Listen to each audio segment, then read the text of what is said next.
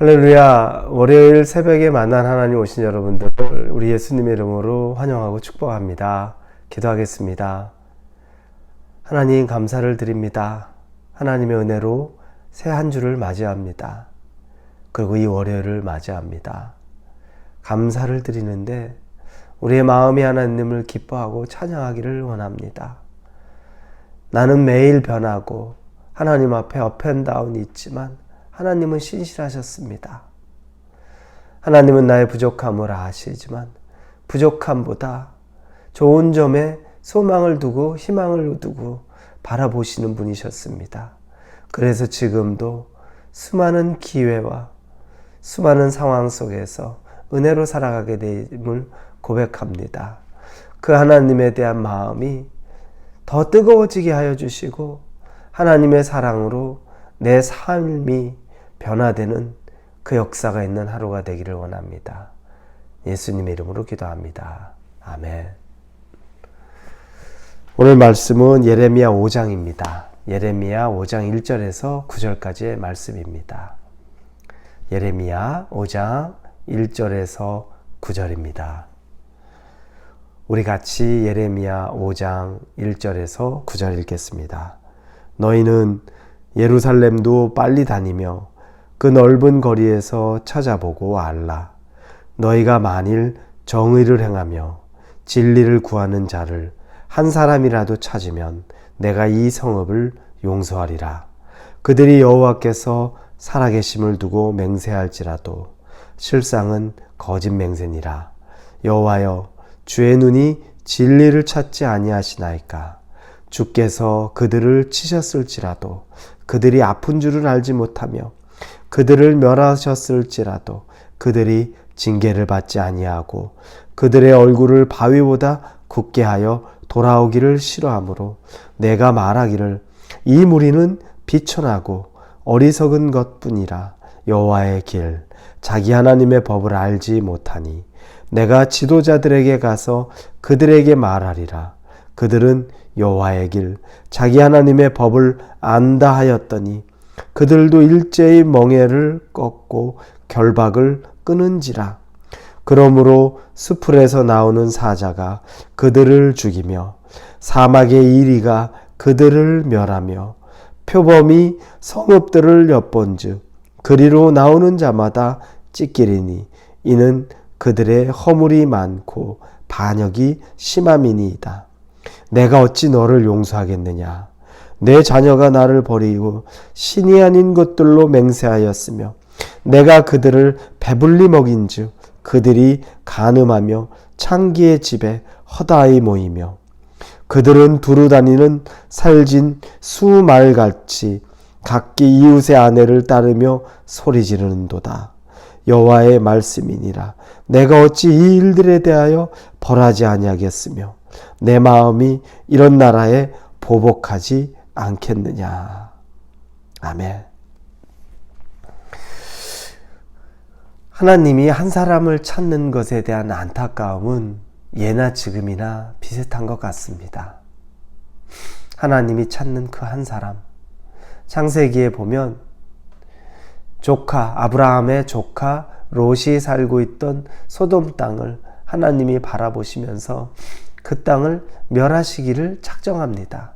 그 죄악이 너무 끔찍했던 거죠. 그러면서 하나님이 아브라함에게 소돔을 멸할 계획을 말씀하십니다. 그런데 저는 그 내용을 보며 그게 참 놀랍더라고요. 하나님이 아브라함이 도대체 무엇이길래 창세기 18장 17절에 보니 이렇게 쓰여 있습니다. 여호와께서 이르시되 내가 하려는 것을 아브라함에게 숨기겠느냐. 내가 이 일 하려는 걸 아브라함에게 내가 왜 숨기겠느냐. 내가 그에게 말해주겠다 라고 하는 겁니다. 도대체 아브라함이 어떤 사람이길래 하나님이 자신의 이 일을 그에게 숨기지 않고 말하겠느냐는 거죠. 그 증거로 아브라함은 하나님의 마음에 합한 사람이라는 겁니다. 하나님의 마음에 들었던 거죠. 하나님의 마음에 기쁨이 됐던 사람이 아브라함인 겁니다. 여러분, 하나님의 마음에 들어있는 사람이면 하나님의 뜻을 알 수밖에 없는 겁니다. 왜냐하면 하나님이 알려주고 싶은 거예요.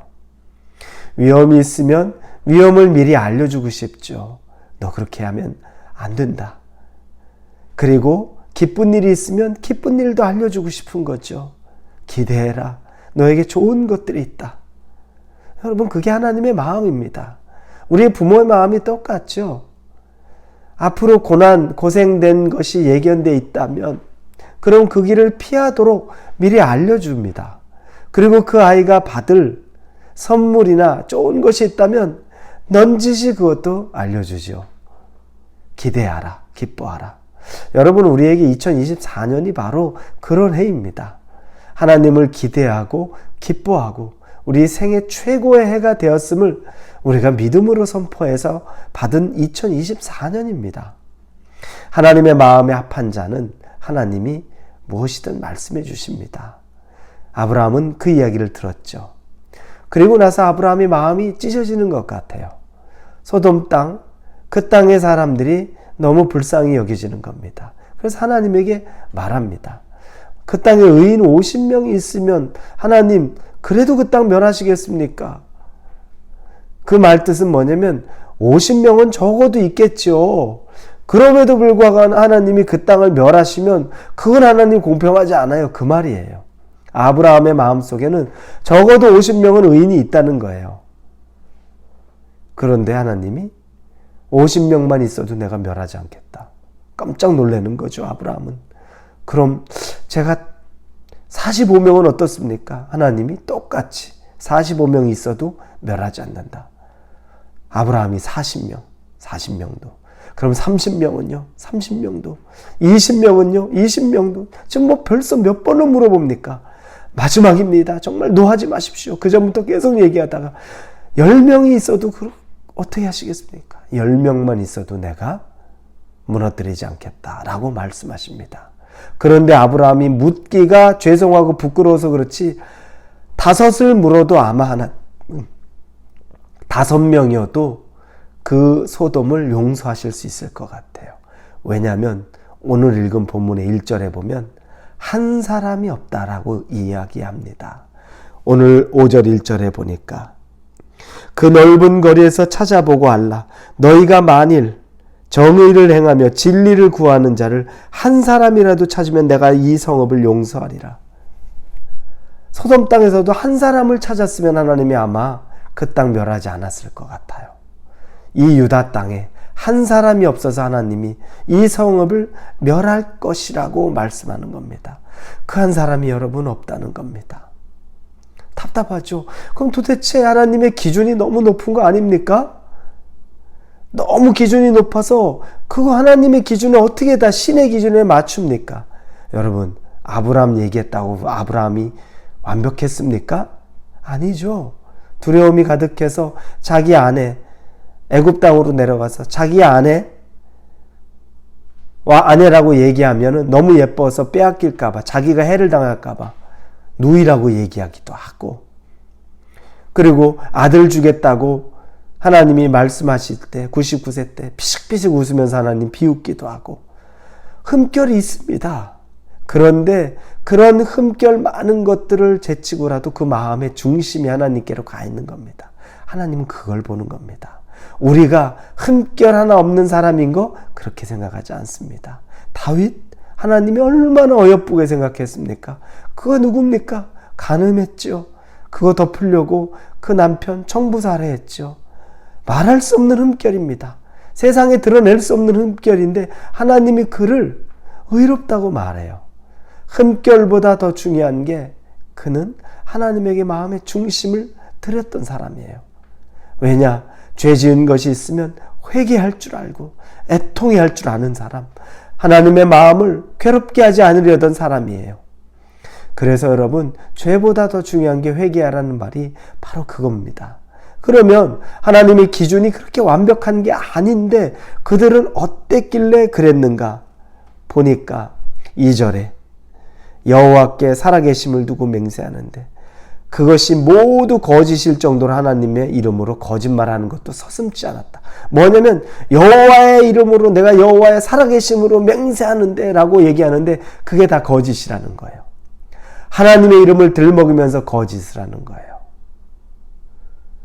두려움이 이제는 양심의 화인을 맞아서 하나님의 이름을 가지고 거짓말하는 것도 전혀 거리낌을 느끼지 않을 정도가 되어버린 거죠.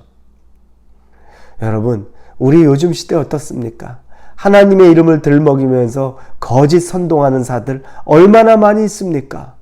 하나님의 이름을 들먹이면서 자기의 비즈니스를 하는 사람들 얼마나 많이 있습니까? 하나님의 이름을 들먹이면서 자기의 입신양명을 위해서 사는 사람들이 얼마나 많이 있습니까? 목회자요, 중직자요, 성도요, 누구 하나 하나님의 이름을 가지고서 자기의 이권을 위해서 사는 사람 투성인 이 세상이 보면 그 한 사람이 없는 세상 아닐까라는 그런 두려운 마음이 듭니다. 저나 여러분은 그런 사람이 되어서는 안 됩니다. 하나님의 이름의 엄중함을 알고 그분의 이름의 무게에 우리가 사시나무 떨듯이 하나님 앞에 경외함으로 그 이름 때문에 우리의 하는 행동이나 말들이 조심해져야 되는 그런 경외감을 갖고 살아야 되는데 그 이름을 가지고 거짓을 행하는 자, 그것만이 아닙니다. 그 이외에도 그들의 죄, 하나님이 그래서 그들을 징계하고 돌이키라고 징계를 내리는데도 아무리 징계를 해도 돌이키지 않는다는 겁니다.